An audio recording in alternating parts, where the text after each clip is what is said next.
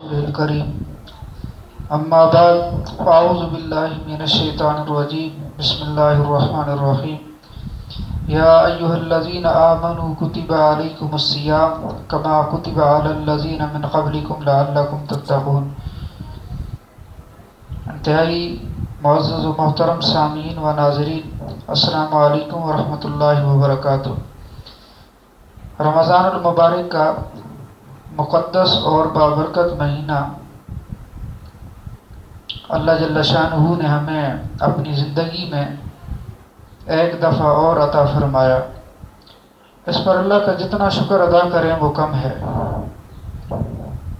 یہ وہ مبارک مہینہ ہے جس کو نیکیوں کے سیزن کا مہینہ کہا جاتا ہے۔ اس میں اللہ جل شانہ نیکیوں پر بہت زیادہ اجر اور ثواب عطا فرماتے ہیں۔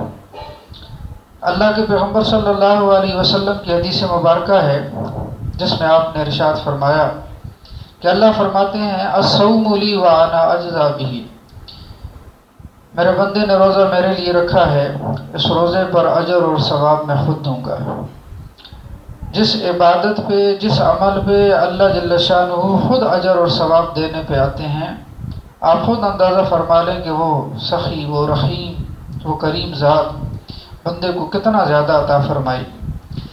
یہی وجہ ہے کہ نبی پاک صلی اللہ علیہ وسلم نے فرمایا کہ رمضان کے مہینے کا جو فرض ہے وہ عام دنوں کے 70 فرضوں کے برابر کر دیا جاتا ہے، اور رمضان کے مہینے کا جو نفل ہے وہ عام دنوں کے فرضوں کے برابر کر دیا جاتا ہے۔ یعنی رمضان کے مہینے میں نفل عبادت عام دنوں کے فرض کے برابر، اور رمضان کے مہینے کا فرض جو ہے وہ عام دنوں کے 70 فرضوں کے برابر۔ کتنی بڑی بات ہے کہ نوافل کا ثواب فرائض کے برابر مل رہا ہے، اور فرائض کا ثواب 70 فرضوں کے برابر دیا جا رہا ہے۔ تو اس لیے ہمیں چاہیے کہ اس مبارک مہینے کی قدر کریں، اس کے لمحات، اس کی گھڑیاں، ان کی قدر کریں۔ جس طرح رمضان کے مہینے کے اندر عبادت کرنے پر اللہ اجر اور ثواب کے اندر اضافہ فرما دیتے ہیں، وہیں پر اس مہینے کے اندر گناہ کرنے پر اللہ جل شانہ سزا اور عذاب بھی زیادہ دیتے ہیں۔ یہ اللہ کا قانون ہے کہ جتنی بڑی نعمت ہے اس نعمت کی قدر کرنے پر اللہ جل شانہ اجر اور ثواب بہت زیادہ عطا فرماتے ہیں، اور اگر اس بڑی نعمت کی ناقدری کی جائے، ناشکری کی جائے، تو اللہ جل شانہ اس پر پکڑ، عذاب زیادہ دیتے ہیں۔ تو یہ رمضان کا مہینہ اللہ کی بہت بڑی نعمت ہے۔ جو اس مہینے کی قدر کرے گا اللہ اسے بے حساب اجر اور ثواب عطا فرمائے گا، اور جو اس مہینے کی ناقدری کرے گا، رمضان کے مہینے کو پا کر گناہ کو نہیں چھوڑے گا، گناہوں کو کرے گا، تو اللہ جل شانہ کی پکڑ اور عذاب اور سزا پھر سخت ہے۔ رمضان المبارک کے مہینے میں جہاں ہم اپنے آپ کو کھانے سے روک کے رکھتے ہیں، پینے سے روک کے رکھتے ہیں، وہیں پر ہمیں چاہیے کہ ہم اپنے آپ کو گناہوں سے روک کے رکھیں، گناہوں سے بچا کے رکھیں۔ اللہ کے پیغمبر صلی اللہ علیہ وسلم نے فرمایا کہ کتنے روزے دار ایسے ہیں کہ بجز بھوکا اور پیاسا رہنے کے انہیں کچھ حاصل نہیں ہوتا۔ یہ کون سے روزے دار ہیں؟ یہ وہ روزے دار ہیں جو روزہ رکھ کر جھوٹ نہیں چھوڑتے، روزہ رکھ کر غیبت سے باز نہیں آتے، روزہ رکھ کر گالی گلوچ سے باز نہیں آتے، روزہ رکھ کر اپنی آنکھوں کی حفاظت نہیں کرتے، روزہ رکھ کر کانوں کی حفاظت نہیں کرتے۔ تو یہ روزہ دار وہ ہیں، روزہ تو رکھا ہوا ہے، بھوک سے، کھانے سے اپنے آپ کو روکا ہوا ہے، لیکن گناہوں سے اپنے آپ کو نہیں بچا رہے، تو بجز بھوکا اور پیاسا رہنے کے انہیں کچھ حاصل نہیں ہوتا۔ یعنی ان کے ذمہ جو فرض تھا روزے کا، یہ تو کیا ہو جائے گا، ادا ہو جائے گا، اتر جائے گا، لیکن جو روزے کی برکات ہیں، فضائل ہیں، ان سے یہ بندہ کیا رہ گیا، محروم رہ گیا۔ تو اس لیے میرے محترم بھائیو دوستو سامعین ناظرین، ہمیں چاہیے کہ ہم اس مبارک مہینے کی قدر کریں اور رمضان کے مہینے میں اپنے آپ کو گناہوں سے بچائیں۔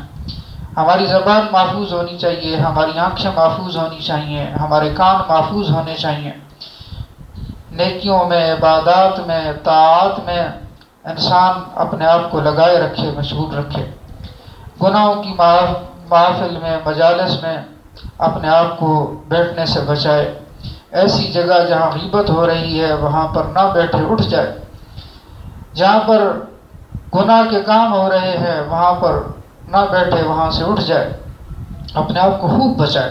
اس ایک مہینے میں جس بندے نے اپنے آپ کو گناہوں سے بچا لیا، یہ ٹریننگ کا مہینہ ہے، یہ ایک کورس ہے جو کروایا جا رہا ہے۔ ایک مہینے صحیح طریقے سے اس نے روزے رکھے، صحیح طریقے سے اس نے عبادات ادا کی، اپنے آپ کو گناہوں سے بچا لیا، تو انشاءاللہ اس کے اثرات بقیہ 11 مہینے بھی ہم محسوس کریں گے۔ لیکن جس نے اس ایک مہینے کی قدر نہ کی، اس مہینے کو پا کر بھی گناہ کرتا رہا، تو پھر بقیہ جو مہینے ہیں ان کے اندر بھی انسان گناہوں سے اپنے آپ کو نہیں بچا پائے گا۔ تو دوستو ضرورت ہے اس بات کی کہ اس مہینے کی قدر کی جائے، نیکیوں کے اندر، عبادات کے اندر اس مہینے کو گزارا جائے، گناہوں سے، اللہ کی نافرمانیوں سے، اللہ کی بغاوتوں سے اپنے آپ کو بچایا جائے۔ جو گناہ ہوئے ہیں سب کا اس پر رویا جائے، گڑ گڑایا جائے، اللہ پاک سے معافی مانگی جائے۔ جو حقوق اللہ کے حق اس نے ضائع کیے ہیں تو اللہ سے توبہ کر لے، اللہ سے معافی مانگ لے، اللہ اس کو معاف فرما دیں گے اور حقوق کی ادائیگی کے اندر لگ جائے۔ اور اسی طرح جو حقوق العباد ہیں تو وہ اگر اس سے ضائع ہوئی ہیں، بندوں کے حق اس نے ضائع کیے ہیں، اللہ کی مخلوق کو پریشان کیا ہے، تو اس کو چاہیے کہ وہ ان سے کیا کر لے، معافی مانگ لے، معذرت کر لے۔ اس لیے کہ حقوق العباد کا معاملہ سنگین ہے اور سخت ہے۔ جب وہ بندہ معاف نہیں کرے گا، اللہ جل شانہ اس کے اس گناہ کو معاف نہیں کریں گے۔ اور کسی بندے کے ساتھ زیادتی کی تھی، وہ بندہ دنیا سے چلا گیا ہے، تو علماء نے لکھا ہے کہ اس کے حق میں استغفار کرے، اس کے حق میں دعا کرتا رہے، اللہ کی ذات سے امید ہے کہ اس گناہ کو معاف کر دیا جائے۔ تو بہرحال حقوق العباد کا معاملہ سنگین ہے اور سخت ہے۔ آج ہمارے معاشرے میں حقوق العباد کے معاملے میں بہت زیادہ کوتاہیاں کی جا رہی ہیں، بہت زیادہ۔ حالانکہ اللہ نے قرآن پاک کے اندر بھی، نبی پاک صلی اللہ علیہ وسلم کی احادیث میں بھی، آپ کی جو عملی زندگی ہے اس میں بھی، صحابہ کرام رضوان اللہ تعالیٰ علیہ مجمعین کی زندگیوں میں ہمیں یہ بات ملتی ہے کہ وہ حقوق العباد کا کتنا زیادہ خیال کرتے تھے، کتنا زیادہ خیال کرتے تھے، چونکہ ڈر تھا کہ مرنے کے بعد ہم سے پوچھ ہونی ہے اور کہیں ایسے نہ ہو کہ میں پکڑا جاؤں۔ میں صرف ایک حدیث مبارکہ آپ حضرات کی خدمت میں عرض کر دیتا ہوں۔ اللہ کے نبی پاک صلی اللہ علیہ وسلم نے ارشاد فرمایا، اپنے صحابہ سے پوچھا کہ میرے صحابہ مفلس کسے کہتے ہیں؟ تو صحابہ نے کہا، یا رسول اللہ، مفلس وہ ہے جس کے پاس درہم دینار نہ ہو، یعنی پیسے نہ ہو، روپے نہ ہو، غریب ہو۔ تو آپ صلی اللہ علیہ وسلم نے فرمایا کہ حقیقی مفلس میں تمہیں بتاتا ہوں، حقیقی مفلس وہ ہے، حقیقی غریب وہ ہے جو قیامت کے دن آئے گا، اس کے پاس نیکیوں کی گٹھڑیاں ہوں گی، بہت ساری نیکیاں اس کے پاس جمع ہیں اعمال نامے میں، اور حقوق العباد کے معاملے میں اس نے سستیاں اور کوتاہیاں کی تھیں۔ اب لوگ آئیں گے اپنا حق لینے کے لیے، وہاں تو عدل ہے، وہاں تو انصاف ہے، ہر کسی کو حق ملنا ہے۔ کسی نے کسی کے ساتھ زیادتی کی، دنیا میں کرتا رہا، لیکن آخرت میں تو اس سے پکڑا جائے گا، اسے حساب لیا جائے گا، عدل اور انصاف کا ترازو ہے۔ تو لوگ آئیں گے اور کہیں گے، یا اللہ اس نے میری غیبت کی ہے، یا اللہ اس نے میری عزت کے اوپر حملہ کیا ہے، یا اللہ اس نے میرا فلاں نقصان کیا ہے، مجھے فلاں طریقے سے اس نے پریشان کیا ہے، رسوا کیا ہے، تو میرا حق جو ہے مجھے دیجیے۔ تو اللہ رب العزت اس کی نیکیاں، فرشتوں کو کہیں گے کہ اس کی نیکیاں اٹھاؤ اور اس کے نامہ اعمال کے اندر ڈال دو۔ اب اس کے پاس نمازوں کا اجر ہے، روزوں کا اجر ہے، زکوٰۃ کا اجر ہے اور اچھے اچھے اعمال کا اجر ہے، نماز تہجد کا اجر ہے، قرآن کی تلاوت کا اجر ہے، ذکر کا اجر ہے۔